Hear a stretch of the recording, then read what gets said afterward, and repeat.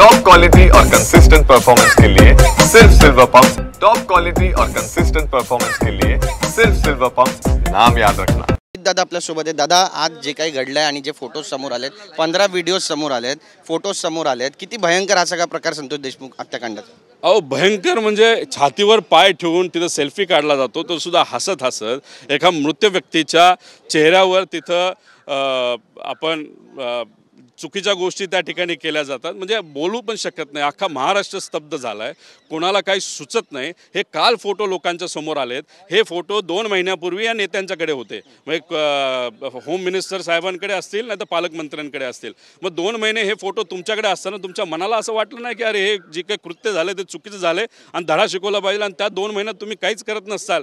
म्हणजे ही आश्चर्याची गोष्ट आहे। म्हणजे माणुसकी आज आहे का नाही आहे राजकारणामध्ये, असा प्रश्न आता निर्माण व्हायला लागला आहे। मुख्यमंत्री आधीपासून आग्रही होते, मुंडे राजीनामा द्यायला तयार नव्हते अशी माहिती आता समोर येते। काल देवगिरीवर बैठक झाली। मुख्यमंत्री म्हणून तुमच्याकडे ताकद आहे का नाही, तुमच्याकडे पॉवर आहे का नाही? सर्वात मोठी पॉवर महाराष्ट्रामध्ये मुख्यमंत्र्याची असते। मग त्या पॉवरचा काय तुम्ही भजा तळत होता का? तुम्ही त्या पॉवरचा वापर करून कोणालाही घरी बसू शकता, ही धमक त्या मुख्यमंत्र्यामध्ये पाहिजे। इथं येऊन आज तुम्ही म्हणत असाल मी आधीपासून सांगत होतो, म्हणजे रडणंच म्हणायचं ना।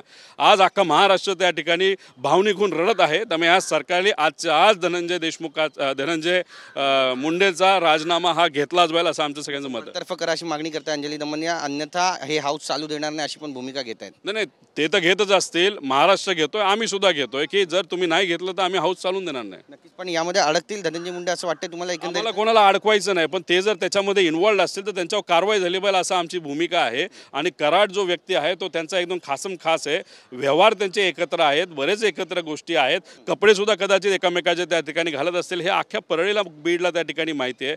मग मित्र आत असेल तर मित्राला जी VIP ट्रीटमेंट आज मिळते ती कोणामुळे? कारण सत्तेत असताना त्या दुसऱ्या मित्रामुळे। त्यामुळे तिथं राजीनामा झाला पाहिजे आणि सगळ्यांचे फोन तपासले पाहिजे। त्या गोष्टीमध्ये नेता म्हणून नाही तर मित्र म्हणून धनंजय मुंडे सुद्धा इन्व्हॉल्ड आहे का हे बघण्याची जरूरत आहे। संतोष भैयाच्या हत्येचा बदला होईल आणि फाशीद्या आरोपींना अन्यथा जशास तशी शिक्षा दिली जाईल असं पवित्र तिथल्या स्थानिकांनी घेतलं। आज संपूर्ण बीड बंद आहे, जिल्हा बंद आहे, कसं पाहता याकडे? रोष वाढत चाललाय महाराष्ट्रात। अरे बीडनं अख्ख्या महाराष्ट्रामध्ये कालचे फोटो बघितले तर अक्षरशः मस्तकात आग जाते आणि डोळ्यात पाणी येतं, आणि ती गोष्ट महाराष्ट्रातल्या कुठल्याही समाजाच्या लोकांना ती आवडलेली नाही। त्यामुळे काही लोक जातीय वाद त्या ठिकाणी करण्याचा प्रयत्न करत होते, पण उद्या जाऊन तिथं कुठल्याही समाजाचा जर सरपंच असला असता, व्यक्ती असला असता, तरी महाराष्ट्र असाच पेटून उठला असता। कारण हे जे काय झालंय ते अतिशय चुकीचं झालंय। ह्याला आपण राक्षसीय प्रवृत्ती म्हणायला काय हरकत नाही, आणि ही प्रवृत्ती काय येते गुंडांमध्ये? कारण का त्यांना कुठेतरी राजकीय वरदास्ते असं आपल्याला म्हणावं लागेल।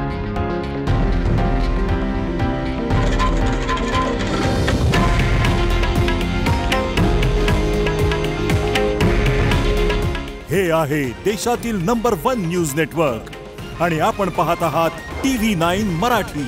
काळजी तुमची, हित महाराष्ट्राचं।